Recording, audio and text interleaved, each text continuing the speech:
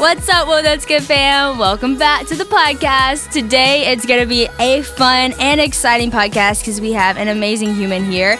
Miss Kari Jobe is in the house.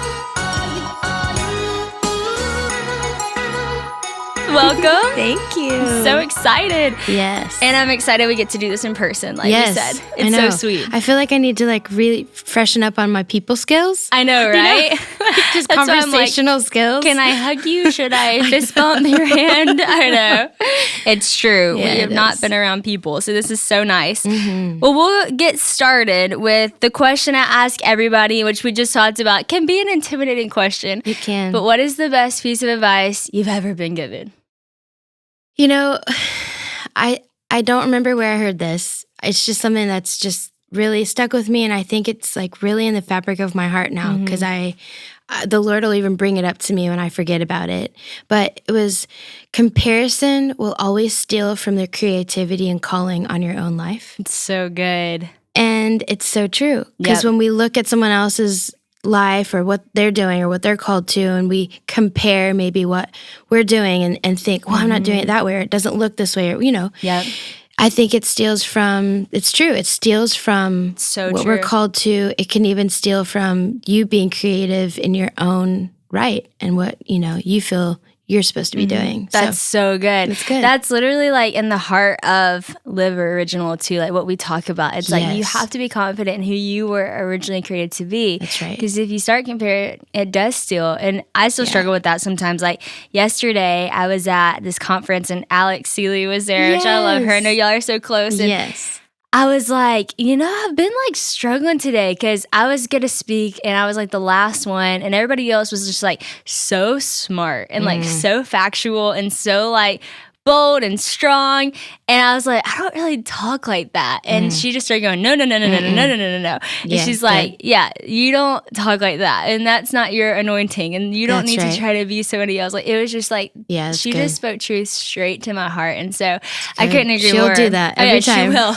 I'm like, oh, thank you. I want to cry and smile and run and take over the world now. But she's awesome. So that's so good. I love that advice.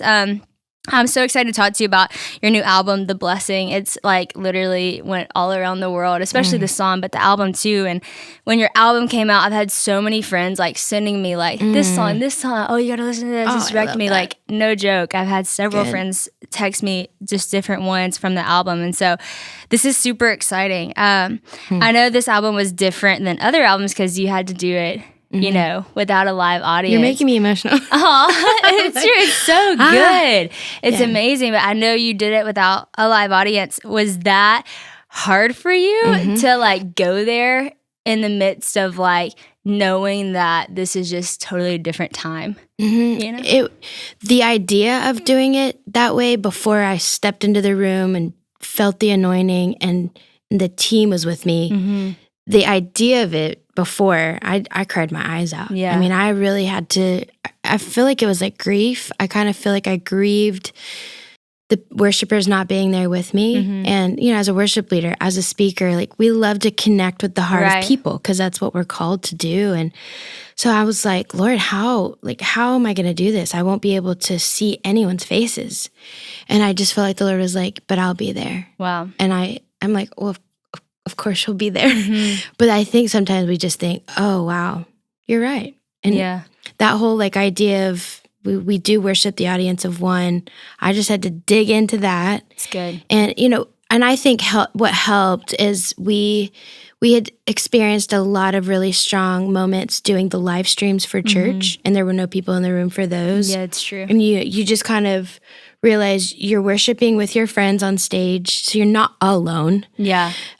Speaking in a room alone would be hard to me. Yeah, it is hard. Because you're you can't vibe off of anyone. You're just literally having to follow the Holy Spirit. But it actually ended up being one of the most sacred things I've ever done. And now I'm maybe I'll always do it without the people. That's awesome. I mean, not that it's not sacred when the people are there. Of course it is. But there's just this different... I closed my eyes most of the time, and I just was so focused on the Father and just this conversation and all the songs. I just felt so cool. connected to the Lord. And even, Henry produced it, and he was like, take your time.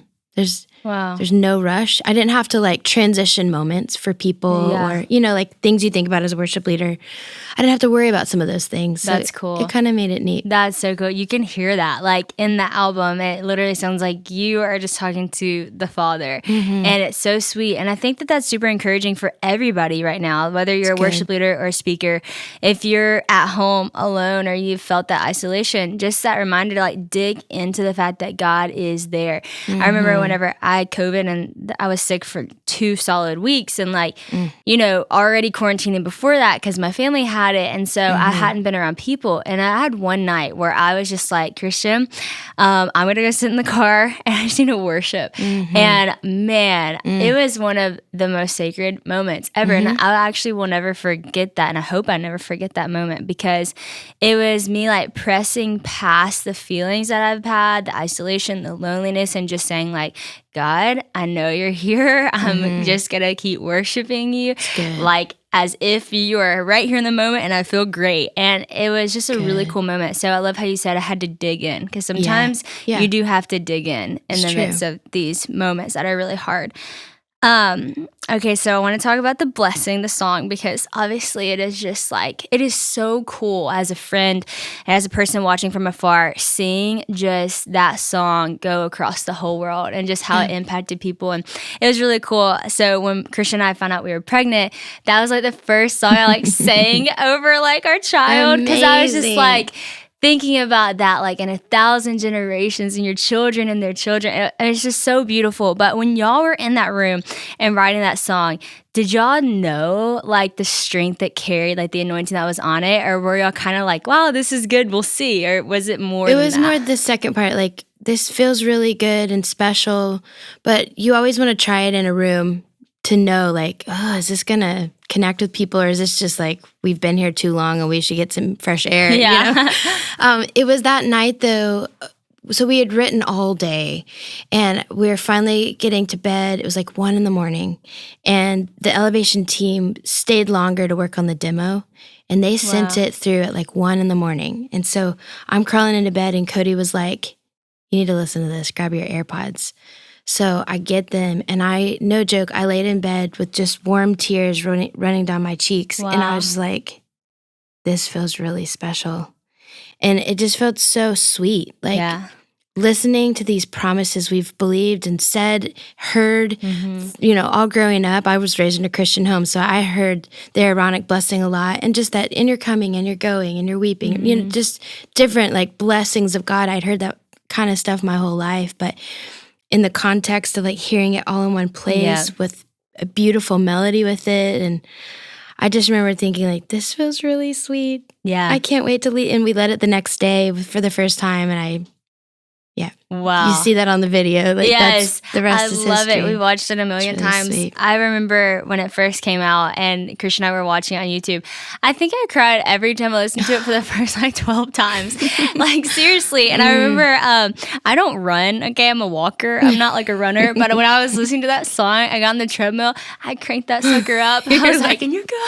Yeah, like I was like sprinting. I remember Christian was like, whoa, you were running. I was like, I had the blessing on. Like there's something on it that you're right. It's so exciting to hear all those promises in one place, and the timing of it was just perfect for what we were about to walk into as a country or as a world we didn't know, and so that's really cool. I know you're obviously a mom of 2. If nobody else knew that, she's a mom, a sweet mom, and a wife to Cody. And I was thinking about that. Like I said, I was singing that over just our child and thinking about that and declaring that. In this time, I feel like there's so many fears that come, like even knowing like we're going to birth a child into this world. And wow, there's like a lot of bad things and a lot of hard things. As a mom, like what gives you hope for like your boys and like that next generation to come in the midst of, a lot of trouble? Yeah. It's interesting you're tying like talking about kids right after we talk about the blessing, because that fear of raising kids and bringing them into the world, but also just like the attack of the enemy on a mom, I think on a mom and dad, of like, what could happen or, what, all these what ifs. This is kind of a big part, I think, of what happened with the blessing, because I was dealing with extreme torment and fear with my boys in the first few years of being a mom. And it was something where it would be like that, like that nagging in the back of your mind. You'd have a fearful thought and you're just like, Yeah.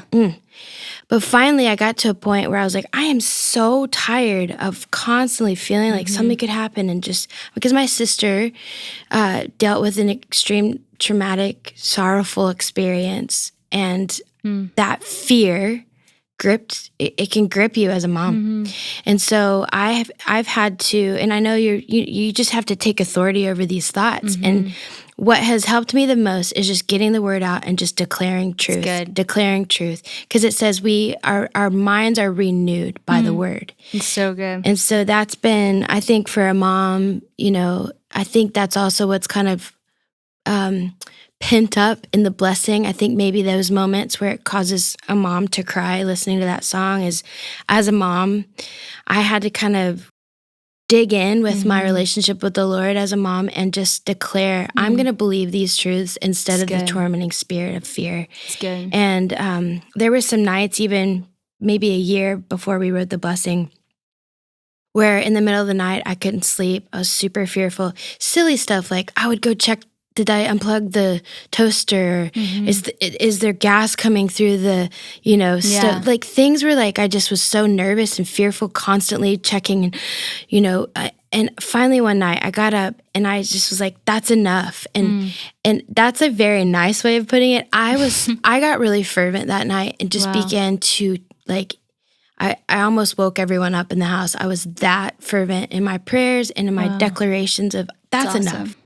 I'm going to believe the things that the Word of God says over my life and over my babies. Wow. You won't steal from me anymore. That's enough, so. That is so good. That's a long answer, but. No, I need to hear that. I just opened up to a Bible study group about this because I was like, it's so crazy. Like when you find out you're a mom, like there's so much gratitude. And then at the same, like it's almost the same moment, there's so much fear. And I had a friend that had a miscarriage and my sister had a miscarriage, and it's like you just start to think like, what if this happens? Right. What could happen? All this stuff.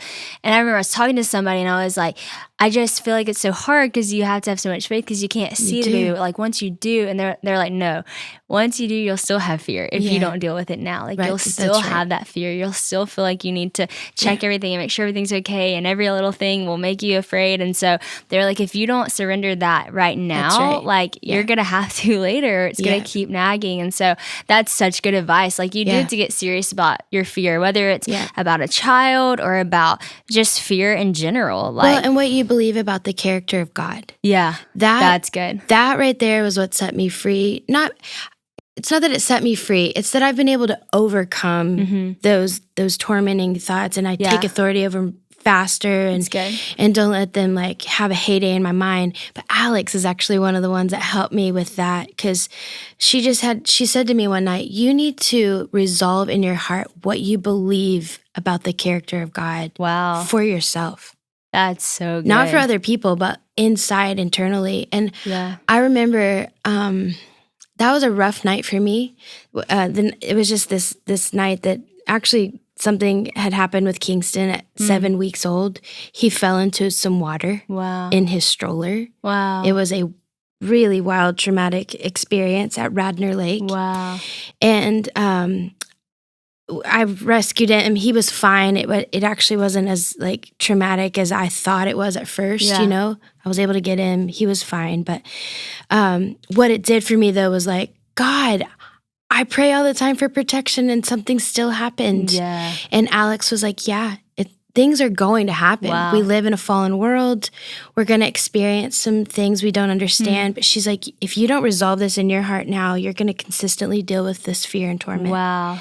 And so I remember that night, she said, you need to ask him what he wants you to believe about his character. And I remembered saying to her, like, I don't want to do that. And I think there was like this fear of, what if he says like something I don't want to hear? Yeah. And I think people deal with that. I think sometimes we don't want to ask the Lord really something, because it's like, what if he says something that I don't want to have to walk through? Like I have a friend who her child has autism, she didn't want to walk through that.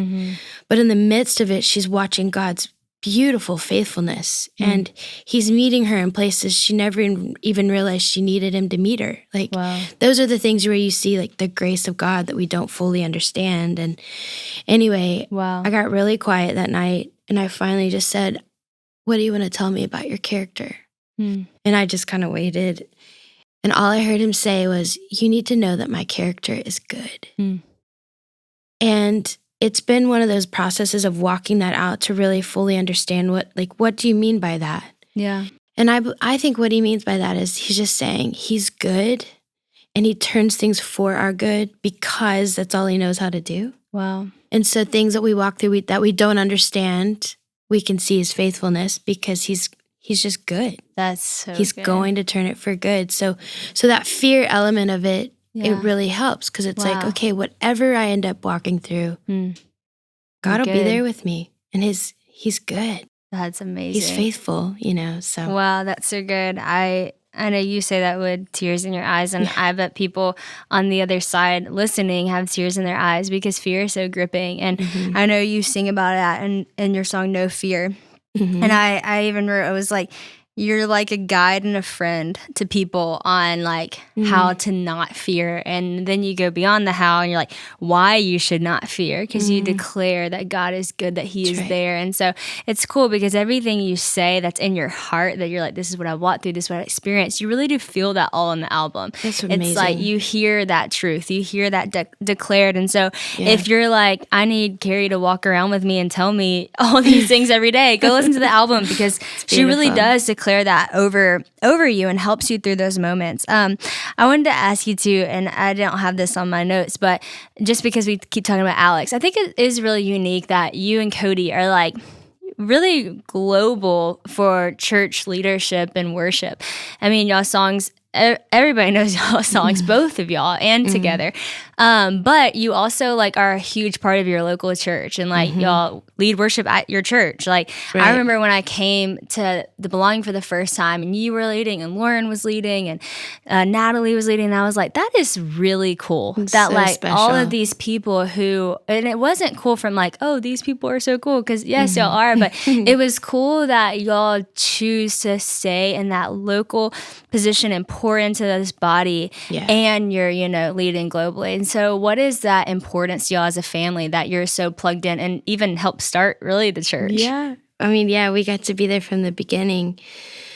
I will always be a local church girl. That scripture that says those who are planted in the house of God will flourish. I've just watched the fruit of that, and it also says in the word to test something by its fruit. And so it's like, abide in me, I will abide in you. Abide in me as as the vine. And it's like, there's just so much richness in our lives by staying connected to godly friends, community, pastoral leadership. I love that relationship with a pastor or a leader or a mentor can be difficult at times because it's confronting. Or it's challenging. Or it's uncomfortable, but the fruit of it is always so incredible. So true. And someone like, Alex, she's become a dear friend. Maybe it's not a pastor in someone's life, but it's just a godly, someone who has a different perspective. It's good. But I think it's important that they be very, very in tune with the Holy Spirit, full of the Word of God. It's good. We can get kind of squirrely if we don't have that, those maybe a covering or someone that's like, hey, I see some stuff you need to tweak here. Or watch it. Like, I think you should deal with this in your heart. Like, that's the kind of friendship Alex and I have. That's good. And it's really good. And I think I recommend that for everyone. I think it's really sweet to just also get to pour into people that you see on a weekly basis. And the sacrifice of worship and praise on their life. Like, the deep things going on in their family. Like my friend with an autistic child. Like, just doing life with people that it's just normal. Keeps it very normal. And everyone all over the world, no matter where I get to go, I feel like I can connect with them because I have a connection with people that we're doing life with. Right. Yeah, I think that's so important too. And even just for people who I think sometimes we exchange that for like social media relationships that we get. Yeah. And I would just encourage people who are listening that, you can have relationships on social media and there are fun elements to that, but doing like life on life with people and actually having someone to say, hey, this is where you might be wrong, or like the Lord is really speaking this to me and let me encourage you with this, or I'm really walking through this. Like we need that as humans. And I was talking to Louis Giglio about like what makes somebody like a good leader, like someone that you like would, want to speak at your conferences or want to invite. And he's like, I always look to see if they're like plugged into their local church and if they have a church family around them. Amazing. And I think that's really good. Like even just to hear from somebody like him that is really important to him, that he sees leaders surrounded by church families, and like because then he knows that you're not getting squirrely, you're not just running off and thinking everything you do is right. And so I think for everybody listening, like that is just good advice, period. No matter who you are or where you're at, like you being surrounded by a church family or a mentor or a friend or somebody who is in tune with the Holy Spirit is so important. It would be. Yep. I love the song Heaven Invade on your album. And I was thinking about this because you talk about that moment where you're in worship and you just kind of like feel like heaven just enter the room. And when you said something about the wind, and I thought about at Passion, whenever this moment happened, I remember seeing you backstage and you were like, I thought that the Lord was there. Like the wind like came out of nowhere. I did see you guys like right after. And you were like so shook. And then I heard that they had tried to get that thing to open and they told them no, and then it just really randomly opened in that moment. So it really was a God thing. I mean, it really was so cool. Yeah. And so I wanted you to speak to that, to the people who have never had an experience like that, who have like never felt, or maybe even been in a worship service. We might have people who are like, I don't actually go to church, I don't know what this whole thing's about. When we talk about a moment where you just kind of feel heaven touch earth, where you just kind of feel the presence of God, what does that feel like as a leader in a room where you're like, whoa, it feels like the Lord is here, and what changes in the room? Oh, man. This is a loaded question. I know, it kind of is. It's good. No, it's good, though. What changes in the room, we are spiritual beings. So everyone listening, even if you don't have a relationship with the Lord, you have felt some kind of spiritual experience somewhere, somehow. And we're wired to worship. Like if we don't worship the Lord and his goodness, we will worship things, whether it's fashion or food or, it's like we are just wired for worship. We're wired for adoration. We're wired for... So when you're in a room and the presence of God comes in, I mean, I've never heard someone not say that their arm hair didn't stand up and like they got... Our bodies are just... We're wired for the eternal. So true. We're wired for the supernatural. Yeah. And so it's fun as a leader when you pray bold prayers. Another thing that was so wild and beautiful about that experience of the roof opening at Passion was we had just prayed backstage, God, I pray. And the presence of God was already moving. There was so many incredible things going on in that room already. So, but I felt like praying, God, I just pray that kids that haven't experienced you tangibly yet, that you would blow through the room like a mighty wind, and that they would feel you even on their faces. Wow. And so when the roof opened in that building, it has like a I can't say that word. Whirlwind. It's a hard one. It is a whirlwind effect. So it literally like kind of does this like circular air thing because the way that it opens. So the air comes in and starts to do a circle. So it felt like it's a whirlwind of his presence filled the room.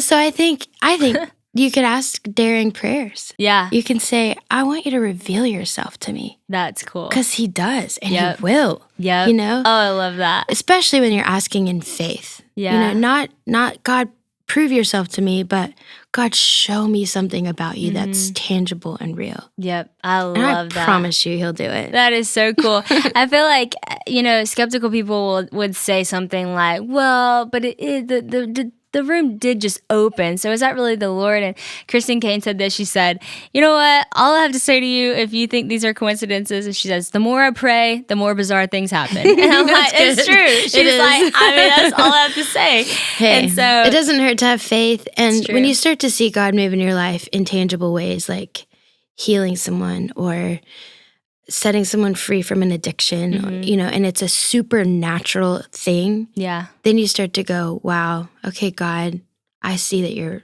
real. You're cool. Working. Yeah. It's amazing. It's fun. Last thing I wanted to ask you is your song, First Love. I think it's so beautiful and it's so special. So I'd love for you to talk about that. But also, I just love that you just declare, you're still my first love. You're still my only one.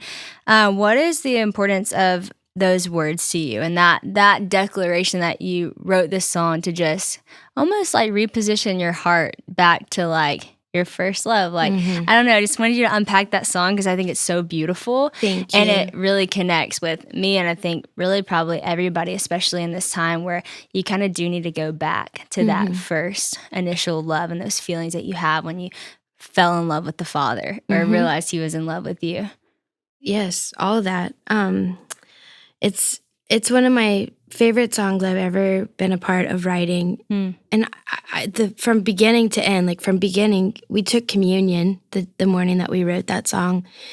And we spent like 2 hours on our faces after that, just pouring our hearts out with the Lord. I was with Stephanie Gretzinger and Alyssa Smith and a dear friend and my drummer that's been with me for years. He's like my brother. And those girls really cultivate and have just like carried such an anointing to just like be such good friends with Jesus. And I love that too. That's my favorite thing about knowing the Lord is that we're invited into friendship, relationship. Yeah. And so that song comes out of Revelation 2 where the Lord is addressing one of the churches in Revelation. And he's like, I know the things that you love and the things that you hate, but I do have one thing against you, that you've left your first love. Wow. And then he says, go back and do the things you did at first. And if you don't, I will remove my lampstand from its place, which represents his presence. Wow. I will remove my presence. And I mean, the idea of him removing his presence from our life, that would be one of the scariest things. It would be the scariest thing, because I just live my life based on what is your presence? Are you in this with me? What are you saying? I want to hear your voice. And so for him to give a challenge and a declarative thing of, this is how you need to live your life. You need to seek me first. Stay in love with me. Not just keep me first, but stay in love. Yeah. Stay in love. That's good. Not know about love, not talk about love. And, to be in love, for me to be in love with Cody takes being intentional. Yeah. Takes like date nights and being creative and not just like printing something off of the computer that someone else says about somebody, but like writing it with my own handwriting. Yep. And like it's the same with the Lord. It's good. And I think a lot of times we will go to church on a Sunday morning and we'll sing someone else's song and we'll hear someone else's sermon and we think that we've said everything we should say to the Lord. But having relationship is, God, I want you to be my first love. And not that I had fallen out of love with the Lord, but I think sometimes just the mundane routine of life, we can just get to a place where it's like gotten stagnant. Very true. You're still in your honeymoon phase, kind of with you and Christian, but I'm about to celebrate 6 years of marriage, and there's just these ebbs and flows that you begin to get into, which you're seeing even now. Like there's days where you're like, I think I'm just gonna go for a walk, like by myself. There's these ebbs and flows of relationship, and sorry, this is a very long answer, but no, I love it. I just love the aspect that the Lord invites us into true friendship and to stay in love. And so good. There's so much that he wants to do in our lives, but he wants to do it because there's deep friendship. Yep. That is so good. I can relate to that. I think especially in this year, because I didn't even realize that I had gotten into a pattern of like, I was always at churches, I was always at conferences, I was always at things, and I love listening to other people. So I'm taking in everything everybody else is saying and worshiping, and I love it. And then whenever churches closed, I was like, yeah, like I was still like, I love you, God. Like, and I just started to realize I'm praying the same prayers like every single day. Like I'm getting like really in the routine of things, and I wasn't reading as much as I should. I wasn't pursuing as much as I should. I was almost waiting for church to open back up instead of like opening up my Bible, opening up my heart, opening up my life, like you said, like not taking what somebody else said, but actually writing it with your own handwriting. Like that's so beautiful and that's so true. And so staying in love is it does take intentionality. And I've been challenged by that myself during COVID. And I'm one to like, I love to pursue the Lord. And, this has really even hit me in this time pretty heavy. And so I know for people who ask me questions like, how do you stay, in the routine of, this or that or reading or praying? And I think it's like, forget the routine as much as it's just staying in love, like stay in love. In relationship. And all of that will kind of help your routine and in relationship. And so that's so good. Sweet. I mean, if you didn't already love Kari, you really love her now. And if you haven't listened to The Blessing, go listen to it, but also listen to it. And I think even hearing these answers, that she truly prays over these songs that she writes. Like they come from a really real place. And so she took communion the day she wrote those songs. And so they really are I think a collaboration of prayer and friendship and heartbreak and speaking for what the Lord has mended. And so I think the album's beautiful. I think you're beautiful. And thank you so much for sharing all of your incredible advice. Thank you. Love you. Love you, friend.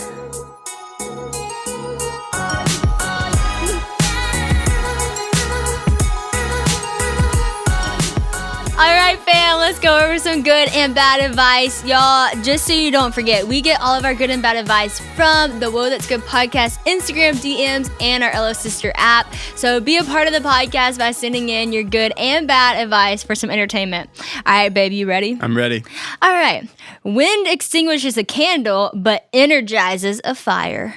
Great advice. Did you say that? I sent that question in. You sent that in? Yeah, I did. I heard you say that. I was the plug for that one. Yeah, that was in a book I read. I can't remember what book it was though, but yeah, I thought it had so much application, like literally, but also like spiritually. Just the idea of like, man, if I'm gonna isolate myself, whether it's the wind of the world or whatever that looks like, it's gonna be quickly extinguishable if it's by myself. But if I surround myself with a community of people, then I think the Lord's going to send that out. And that's so good. That. I love that. It's like people, say after they go to a conference or something like, oh, I was on a spiritual high and then like I lost it. And I think that's because like they go back from a conference and they try to just like keep it going. Yeah. Fan the flame of just like a candle. And wind will actually take that out instead of like going back and like joining a church body or joining a group of friends who believe the same thing. And then the fire goes crazy. And there you go. Then you got a fire. Got a wildfire. All right. Live in the moment. It's good. That's good. Yeah. I think it's good. What are you thinking? You don't think it's good? No, because sometimes like sometimes little sayings like that can be counterintuitive. They can be like big word. On the surface, you want to think good, but then you think a little deeper about it, then it's like, I think it is good advice because I think if you start living too much in the past, or in the future. Yeah, well, I was going to say, if you start living too much in the past, then you don't like continue to grow. If you start living too much in the future, you probably have anxiety. Yeah. So that's why it's called the present. Yes, live in the moment. It's a gift. Aw, hey, that was good. Wait, well, that's good. I didn't just come up with that. Oh, you didn't? No, I wish. If I did, I would be making a lot of money right now. You'd be a millionaire. All right. See rejection as protection. See, these little singers, they're getting me. These little singers. Yeah, that one is hard because rejection hurts. Yeah. But a lot of times it is for your protection. A lot of times it is like an accountability. But I think sometimes people, that can be pointed at like an envy or like a jealousy. It's like wanting to like reject something. If I'm not on your team, I could reject you, but it's not really for my protection. It's because I don't want you to do that or I'm envious of you. I would have never thought like that. Well, I did. That's why I thought like that, because it was a zinger. All right. So if you send in that question, I don't know what way you were thinking, but a friend rejection, yes, I think it could be for your help, but if it's someone that you don't really trust, then I'd be cautious. That's good. Yeah. That is good. That was a really deep thought. I feel like we could have talked about that for longer, but we must continue. It's the thought that counts. I think it's the thought that counts, but sometimes you're like, okay, bro. Yeah. Well, my first thought about that thought was like, if I get you like a gift or something, it's like, oh, it's the thought that counts.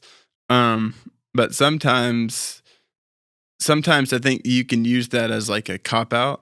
That's what I was saying. You know? Like sometimes, like if that's a continual thing, it's like, okay, you've said it's a thought that counts like 12 times. It's starting to not be that. Well, because I can look at my own life, and I think like sometimes, like if we're like talking about something, I can use that as like being like defensive. Like, oh, it's the thought that counts, so you should just be grateful with that. It's true. You have done that to me before. I have done that numerous times. But I didn't send into that question. But there are moments where it really is a thought that counts, like our wedding gift, like your wedding gift to me. So I had been saying I wanted these slides for like a long. I actually like just randomly said it one day. I was like, oh, I love those slides. I want some of those slides.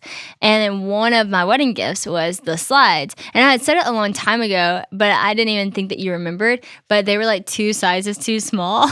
So like that was a true it's the thought that counts. No, that wasn't you. That was the store's problem. That was Nordstrom. That was Nordstrom. No offense, we do love you if you want to sponsor us, come back. But no, I ordered like a 9. And it was like a 6 or 7. Actually, we're an 8. Again, it's the thought that counts. UK size 9. UK size 9. Anyways, it really was the thought that counts because I was like so impressed with you that you remembered that I said that a long time ago. I know you're size 8, but then you did just order those shoes and they were 7.5. Thank you. You said 9. Just keep the questions going. Okay. This is a really good thought. If you can't afford virtual reality headsets, you can close your eyes and imagine everything you want.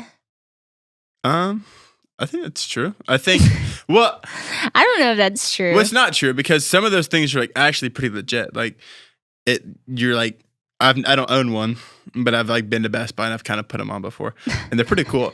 But I think sometimes by that being your first option, sometimes we lose our creativeness. Oh, that's good. So I think like when I was younger, like I would much rather like be imaginative with like my brother than like going isolate myself in a room and just putting on a headset. I do hope that virtual reality doesn't take away from our imagination and creativity. Like, you know, because sometimes no, I hope it doesn't. Oh. Like I'm saying it could, like, because sometimes whenever you have a better experience than the experience that you had, even though it was good, like, okay, for instance, Six Flags is awesome. Mm-hmm. Then you go to Disney World and you're like, Six Flags is still great, but Disney World is amazing. You know? You like Disney World more than Six Flags? No, because actually Six Flags rides better, but I'm talking about like wow, it's Disney. So it's like, wow, virtual reality. And you're like, oh, my imagination. I hope we don't get to that point because your imagination is way more creative and your imagination is going to actually create things that the world needs, not virtual reality. Yeah. But hey, it is cool. Yeah. Good talks. So if you're listening to this and you work at Disney, we love Disney. We'd love to come there. And I also went to Six Flags for like 4 of my birthdays. Also love Six Flags. Okay. We out. And Universal Studios if you're listening. Send us tickets. I love the Hulk.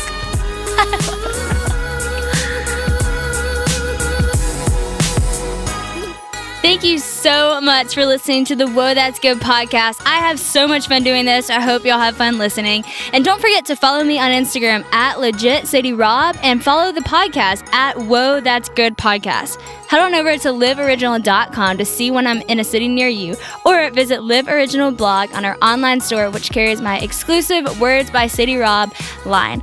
Also, be sure to subscribe to my podcast and leave comments so we can hear what you're loving. Also want to give a special shout out to my audio engineer, Marcus DePaula, the whole team at United Talent Agency, and my Live Original team. You guys are awesome, and hey, so are all of you too. Thanks so much for listening.